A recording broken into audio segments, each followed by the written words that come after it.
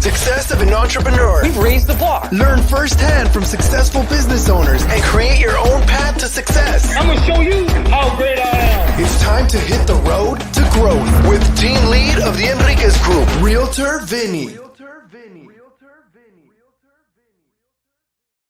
Hi, you Road to Growth listeners. Today I have Jotham S Stein. Thank you, Jotham, for being here. He's an attorney. He's also an author. What's more exciting for you, Jotham? Is it writing the books, or is it actually the day-to-day stuff with your business? Well, thanks for having me on your show today, Vinny. The answer to your question is both, and it depends on exactly what I'm doing. Some parts of writing the book were fantastic, and some parts of representing particularly entrepreneurs and executives and individuals, learning their stories and helping them out can also be very fulfilling too. Well, does it feel differently? Are you an introvert, extrovert when you're in your day-to-day? Who are you? In my day-to-day, I would say I'm an extrovert. Back when I was young, before I started my own business and just out of school, I hitchhiked around the world multiple times. So I like to meet people. And what I enjoy most about practicing law is meeting individuals and learning their stories and try to help them out. And similarly, when I wrote the book, the fun parts are I created 59 stories in a book about employment and how to protect yourself in employment and how to advance your career, and that was fun too. Well, being that you wear a variety of different hats, where you're the author, you're also an attorney, how do you describe yourself if someone asks you, "Hey, Jotham, what do you do?" How would you describe yourself? What I do? Well, I have a law firm that represents entrepreneurs and executives, employees that want to get ahead, and some that they're having problems. So that's sort of what I do. I've written a different book for lawyers about how to represent entrepreneurs, executives, and the ordinary employees. And so that I have 25 odd years of experience at. And so it was that experience that led me to write the book and to try to help people, which is the purpose of Negotiate Like a CEO. That's the purpose of the book, is to help people. Because so many people in employment, whether they're a newbie just coming out of college or all the way up to the CEO and the C-suite levels, often they have no idea what they're going to be facing, or they have no idea how to read the tea leaves, both good and bad, when they're in employment. So, well, talking about a newbie, talking about a youngster, let's rewind. Who was a young Jotham? Who was he? Did he always have this idea of helping people out, idea of getting into law? Who's young Jotham? Well, the young Jotham was interested in helping people and interested actually early back in public policy. And that's what I went to law school with. And sort of I fell into my career now and 25 years later into my expertise. But after I got out of undergraduate, like I said, I hitchhiked around the world because I love to meet people all over. I've been across all the continents that have people on them. I haven't been to Antarctica yet, but I'll get there. And even after law school, I hitchhiked through Central and South America. After I had paid off my student loans and stuff. And then when I started practice, I'm mostly focused on individuals, people, because that's what life's about. So after undergrad, you traveled, and then after basically law school, you traveled again? Well, after law school, I had student loans, and I went and worked at the local big firm here, where I'm on my first offices. We have now offices across the country, but in Palo Alto, Silicon Valley. And after that, I left and hitchhiked to the one continent I hadn't been to yet, which is South America. Then I came back and taught at Bolt Law School. It's now called, I think, the University of California at Berkeley, just for a year. And then after that, I hung out my own shingle. Okay, so I think that's kind of intriguing, right? Because you put so much time into law school, right? Then you're working very hard to pay off basically the student loans, which can probably get pretty expensive for law school. And then once you accomplish the ability to pay off those student loans, then kind of take some you time. Was that the plan originally, or just needed to kind of restart? No, I wouldn't say I'm more spontaneous than having a plan like that. It probably, as I recall back, remember this was a long time ago, back when I had hair on my head. I'm like, I hadn't never been to Central and South America. I had hitchhiked across Africa and Asia and Australia and Europe and so forth. And I figured I should do this get all the continents in before I'm young and really sit out in a career. And once you hang out your own shingle and start on your own career, you have I now have very fortunate to have the wonderful lawyers who work for me. But in the beginning, it's all you. And so you can't just get up and leave. And so that was sort of my thinking at the time. And that's what I did. Okay, so this is not to put any kind of words in your mouth. And this is something for me, I've been lucky enough to travel. And every time I travel, I find out more about who I am as a person. Was that some kind of mindset for you of traveling, or was it just relieving stress? No, it was to see the world. And it is true that I traveled and you learn a lot more about yourself and you have time to think, because there are lots of times when you travel by hitchhiking in the old days. You have lots of time. You're standing by the side of the road or you're meeting people and talking with them. So you do learn about yourself, but it wasn't to relieve stress. It was more that I find the world a fascinating place. There are wonderful people everywhere in the world. And so I wanted to go see them. And my undergraduate degree from Princeton was in public and international affairs. So my belief was got to go see stuff, got to go see the people, talk with them, not just learn about them from books. And now you come back, you teach, and then you open up your own shop. What was the process of being your own boss compared to working under someone else? That was great. Being your own boss is great. Nobody tells you what to do, and you can design your own career, and you don't have to answer to someone. The downside is it's all dependent on you. And starting out in a business, as you know, you have to be everything. And so that's much harder. You can't rely on somebody else to do something for you, especially when you start out. So there's upsides for sure, and there are downsides, unfortunately, for sure, of starting your own business. But you know what? It makes me a great lawyer for entrepreneurs when entrepreneurs are sitting in my office or on Zoom these days, because I've been there. I understand cash flow. I understand what it's like to be undercapitalized as I was when I started out. I understand the stresses many of my clients go through. And now that 25 years later, I can look at the documents and say, hey, this is a problem. That's a problem. Do you really, here's your business upside and downside from taking this risk.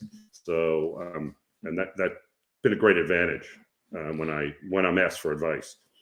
How did you learn? Your books weren't around at that time, right? So how did you learn yourself in kind of building your business? Was it strictly trial and error, or what was the process? Do you have a mentor? No, I had wonderful lawyers who knew I was really good at what I did and referred me work, but they actually knew me as a litigator. And so they would refer me, litigation fights with contracts. Then I figured out, and they figured out that I could probably write a contract that would reduce the chances of there being a dispute. And then over time, I started to represent a lot of entrepreneurs and executives in a growing Silicon Valley. And I realized there were all these people out there, not just the shrewdest executives, and the shrewdest entrepreneurs, but everybody that had no idea about protecting themselves in employment, how to do that, no idea how to read the tea leaves in employment, when things are really good and when you're about to be fired.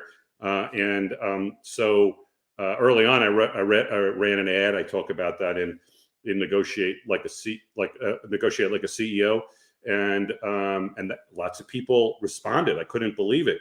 And so over time, I learned, to answer your question specifically, I learned by doing. I learned by helping. I learned by reading the documents. And unfortunately, you learn because some of your clients come in with bad situations. They've been cheated out of equity. They've been cheated out of money. They've been fired with no notice. They've been forced out for one reason or another. And over time, you start to learn, and I learned the genres. Like if you're reading a book, it would be genres. If you're watching a movie, there are different kinds of movies. There's comedy movies. There's thriller movies, there's adventure movies, there's all different kinds of movies. Well, there are various stories that repeat themselves in the employment world that now I'm so experienced about. Somebody could tell me a story and I could sort of make predictions on what's going to happen even months in advance. And then I decided, okay, I got to write the book. I know all this stuff. There are all these people out there that would really benefit from Negotiate Like a CEO, which is really a it's a fact-based book on how to do everything in employment, how to recognize the upsides, the downsides, how to protect yourself in employment with an offer letter, how to advance your career, and on the downside, how to negotiate a back-end separation agreement when you have no protection at all. And since I knew all these things, and it's a large part of trying to get ahead in employment and protect yourself in employment is a large part of everybody that I see anyway that works. Career, so much time they spend at their jobs and everything. I thought, okay, write this book in a breezy way to get the experience that I learned by having clients who had situations. Because for sure, I did not go to law school to do this kind of work, and I just fell into it in a world where it was a growing Silicon Valley. So it was easy to fall into once I found the surprise that nobody knew anything about, or that's not nobody knew anything. That's a bad way of describing it. A lot of people didn't really know a lot about sort of the entrepreneurial executive employment world. So that's what how long in your practice did you start going, I have to write this down? Because I know you said you kept on hearing the same stuff over and over, but when was the point in time that you go, I want to put a book together? And how long did that take from start to finish? That I can probably answer. I actually wrote the book. It's published by LexisNexis, which is the big gorilla of publishing for lawyers. I wrote the book on, for lawyers on how to represent entrepreneurs and executives. Nothing like the book that I'm talking about now that I just came out. So I can't remember, that was 12 years ago or something. They came to me and I said no a couple of times. I was like, who wants to write a book? It'll take a long time. So, and it does, because that book is, the book that I'm talking about now, Negotiate Like a CEO, breezy read, not a footnote. It has 59 fictional stories in it to underscore all the things that I'm telling people that are true, fact based. The other book has like 1,000 footnotes in it, which a lawyer would want to read. And after I said no a couple of times, they convinced me and I wrote it. It wasn't originally LexisNexis. It was Oxford University Press, which then sold the title to LexisNexis. Anyway, during that process of writing a legal textbook, a how-to guide for practitioners, I'm like, well, I should write one that everybody can pick up, and the subjects of this, like the individuals, the entrepreneurs, the newbie employee, the middle-level manager, the CEO, can pick up and really read themselves. And so that's what happened. So I don't know whether it was 12 years ago or 11 years ago. And then it took me maybe 15 years ago. Then it took me like 10 years to write the book. Because once you're done with one, and my practice is very successful, it's like you have to sit down and write another one. And I finally said, I'm going to write it. And so I wrote it. And that's what happened. What's the value for yourself of writing a book for other attorneys to know the process of working with entrepreneurs? You mean the original book? Yeah, the original book. I have so much knowledge that I just thought it was a good thing to do. And it's for the people who practice in my small field, I guess. It's a real benefit.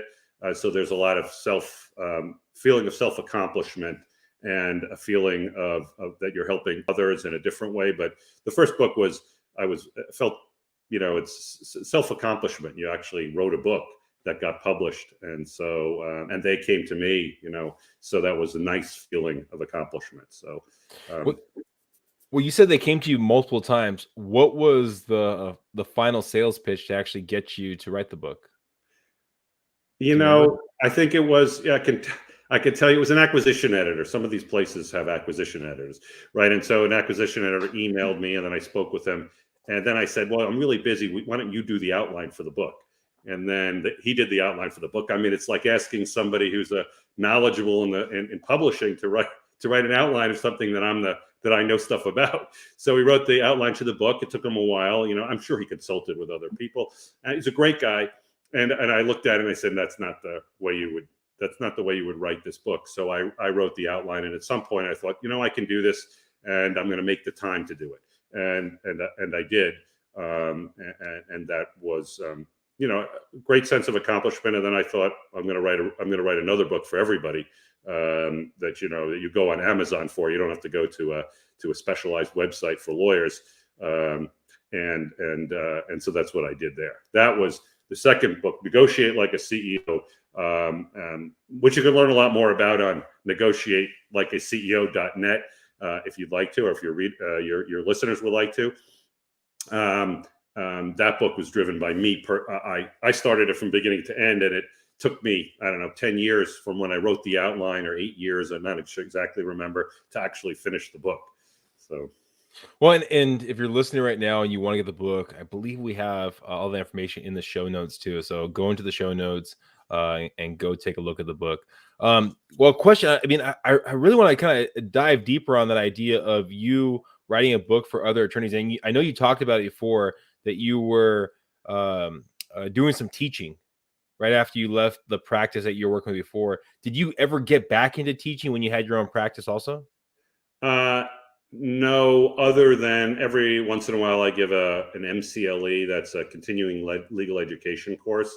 Okay. So for other lawyers, we as lawyers have to get, certainly in the states that I practice in, that you have to take continuing legal education courses. So every once in a while I teach those. I'd be happy to teach a course. I've just been so busy that I haven't sought that out. Like for if I taught a law course or an undergraduate course, that'd be interesting. I like people.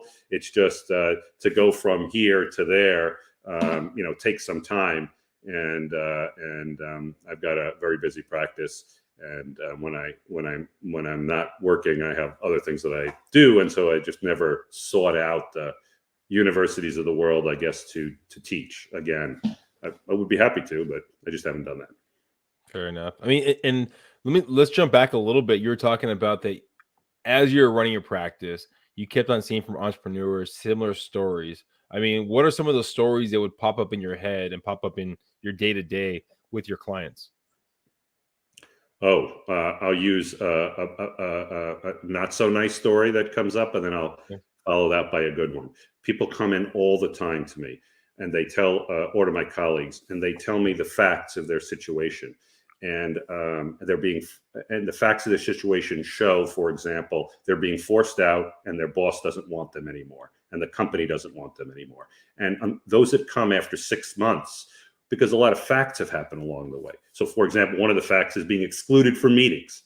Okay, That's just one fact. They come after 5-6 months and they're already in a bad situation. Whereas we're not talking about lawsuits, we're talking about business and the law a little bit, but talking about business. And they're already in a bad situation personally and employment-wise. That happens all the time. And this happens from, I'll tell you, people that it's their first position and have no experience, so maybe they can't read the tea leaves, all the way to CEOs who come in and tell me a story. And the answer is, I say to them, why didn't you come 6 months ago? I could have told you this was going to happen. So that happens all the time. And then, my book talks about what to do about those situations and how you can better yourself and advance your career. On the positive side, I regularly have, let's just say, entrepreneurs who come in and they say, okay, we're getting investment in our company. We're building our company. We're going to this kind of investment. And, I think this is going to be great. And we're all going to live happily ever after. Okay, that's a very common situation. Or a new employee, whether they're a C-suite level or lower, comes in with the same story. It's not they're investors, but it's a new company that they're going to go work for. And then I start asking questions, and those questions will hopefully lead them to either to have an open eyes about the downsides that can happen. Because we all hope when we all take a new job or start a new company that things are going to work out really well. But the fact of the matter is they don't always. And so you would want to protect yourself to the extent you have leverage in that circumstance. And then, I give them advice about that. That's what I talk about in the book, how to protect yourself, whether you're a newbie or a CEO. And that's a common theme as well. So one positive side, people are going into investment. They're getting a new job. They're trying to look out for their career. I hear the same stories. They don't know enough about how to protect themselves. And on the downside, the story where I say, happens all the time. Why don't you come in 6 months ago? Not to make people feel bad, just to show a client that I actually understand what they're going through, and lots of other people go through it as well, and so that's the purpose. And then everything in between. I just gave you sort of the two ends of the spectrum. Well, so how many times would you get someone to come in your office and come over some kind of issue they're dealing with and realize that maybe you might be doing things there and you have to kind of assess your company or assess your practice? Does that ever happen, or has that happened over the years for yourself? Not so much now, because my clients, running a law business is different than I think a lot of other businesses. But when clients talk about cash flow issues, I was underfunded I was your classic underfunded business, in the first 6 months or a year. And I can remember that feeling. And so I know when the clients come in and, they have a good product. I had a good product. I mean, I don't toot my own horn too much. Product was me, and, at the time it was only me. There was nobody else working for me. And, but you know what, if you don't have cash flow, you're not going to make it. And I have lots of clients who have all sorts of, they're wonderful people, and they're wonderful products. Let's say, doesn't matter whether it's mobile internet games or computer chips or chips for cars or biopharmaceuticals. But you know what? You can have the best product in the world. If you don't have cash flow and you can't get investment, then you can have a real problem, go into bankruptcy even. So I know the feeling.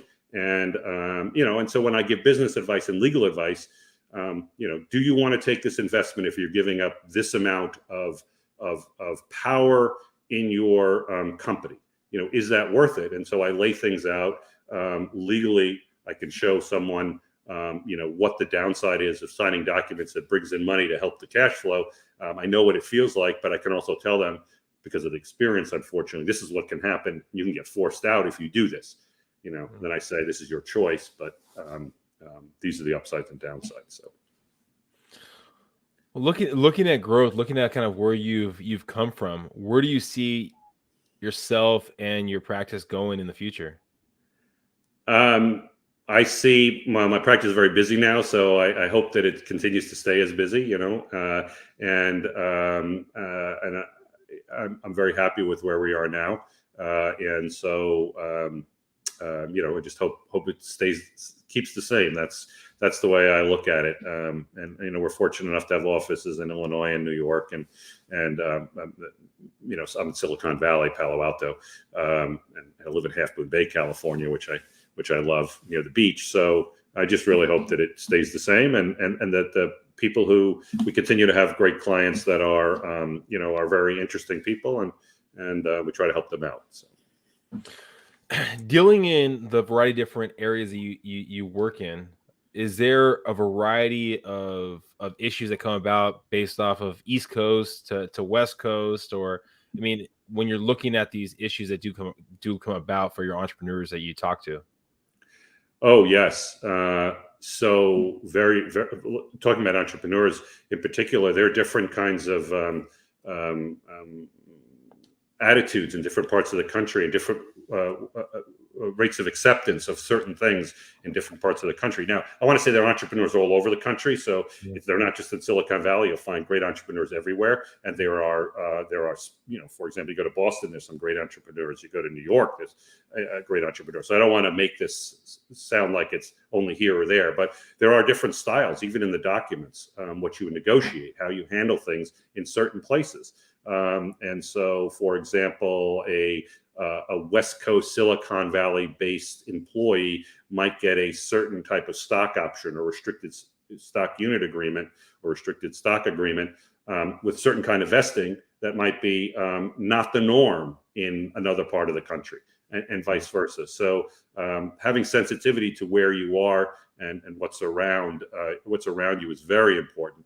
And similarly in Silicon Valley, for example, I have multiple successful clients who failed 3, 4, 5 times right before, and then suddenly they make it. In other parts of the country, the business community is less willing to accept somebody who has failed 1 time or 2 times. Forget it. And it's just it's a mindset we have in different parts of our country about the business world and what's accepted and what's the norm. and over time, you to be a good lawyer, you have to understand that, so you can give advice about it. So if you failed a couple of times starting a business, move to Silicon Valley and start your next business. Yes, if you are good at what you do and you're going to have a good management team and you have a great idea, Silicon Valley is a place where there's a lot of acceptance. Now, there are a lot of investors in Silicon Valley. They invest all over the country, so I don't want to overplay it. But sure, if you go to Cincinnati, a much more conservative business environment, and you fail once in your startup and twice, it's going to be a different, on the whole, not to do character assassination of Cincinnati. I don't want to do that. But on the whole, you'd be better off in a more dynamic place where in Silicon Valley or other places in the country that are more willing and open in their business community.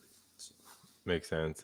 Now, if someone's listening right now and they've started their business or they're starting their business and they're looking to get some legal advice, what are some questions they should probably ask an attorney to make sure they have the right attorney for them? That's a good question. We're talking about legal advice in the area that I know. So, because if you went to a family lawyer, you might ask other questions. But what's your experience? How often have you dealt with this issue? Do you feel comfortable with me and helping my circumstance? What have you done in this field? What do you know if it's an entrepreneur about entrepreneurs? What do you know if it's an executive about executives? And then the person who's looking for the lawyer, I always say, including when they talk to me, you have to feel comfortable with the lawyer that you're hiring. If you're not comfortable with the lawyer, they don't respond to you in the way you want them to respond, and they don't call you back, fire your lawyer and go get another lawyer. If someone's, how hard is that, I guess, to fire one attorney to bring on the next attorney if you're dealing with an issue?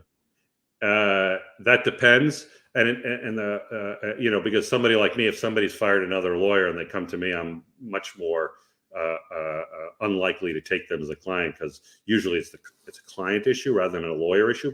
But there are plenty of lawyers out there who aren't very good. So, or they don't respond, or whatever is going on in their life. I should say the best way to hire a lawyer, I think, if you're not a lawyer, is to go to your friend who's a lawyer, even if they're a lawyer at Trusted Estates, or they're a lawyer on, how to work on, on the outer banks to protect the outer banks and environment. They might have nothing to do with your employment or executive employment or entrepreneur world, but they can ask the right questions. They know how to discern, and that's one great way to sort of hire a lawyer. In the same way that if I wanted to hire an engineer, a specialist, I would call other engineers if I had an engineering friend in that area to try to get advice. Similarly, another way is go to someone who you know and trust that has had the same side of issue or problem and has hired a lawyer, and find out whether they like them or not, and whether they've had a good return. And so, and that's tough in the employment world, because one of the reasons that I learned that people responded to my ad so many years ago is they don't like to talk, or they're worried to talk about issues in employment with even their loved ones, but certainly their colleagues and friends. And it turns out if they did, they'd realize a lot of their colleagues and friends had the same problems they're going through, or the same potential upsides they're going through. And so those colleagues and friends have often been to a lawyer, unbeknownst to the person having the problem is. And if they talk with them, they'll get referrals to actually lawyers who've helped out.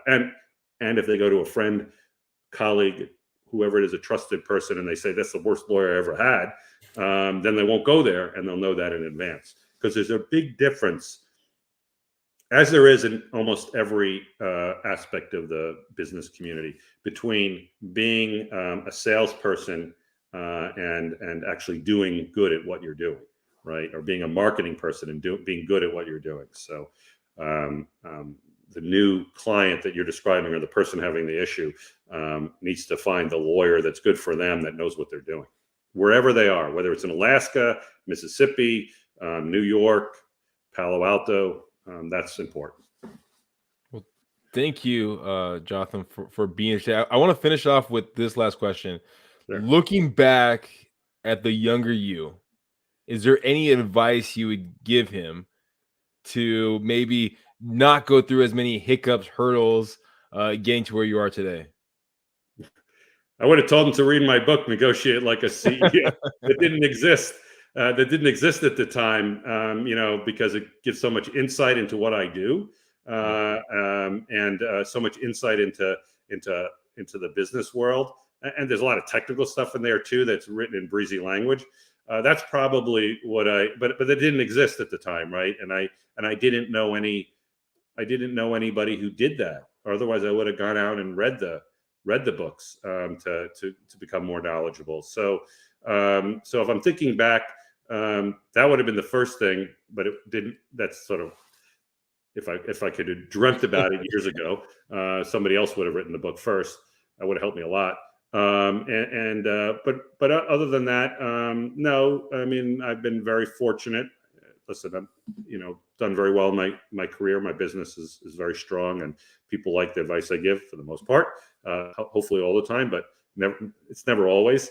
And so whatever the hiccups were that I had to learn along the way in my area, I'm hopefully written a book for everybody that will keep them from having those hiccups, or at least they'll go in with their eyes wide open. Makes sense. Well, thank you again for being here today. If someone's listening right now and they're looking to start a business to get the book, they're looking for your advice, they're looking maybe even to hire someone at your practice, what's the best way of them getting more information about you? Going to negotiatelikeaceo.net, not .com, .net. And negotiatelikeaceo.net, and there they'll learn about the book, and they'll learn more information about the book to see if they want to buy it. And there's also a contact page there where they can send me not an email, but it goes through the contact page. So I guess it is an email, but it's like it's a form that you can fill out if they wanted to do that. Okay. I know I said what was my last question before, but this is truly the last question right here.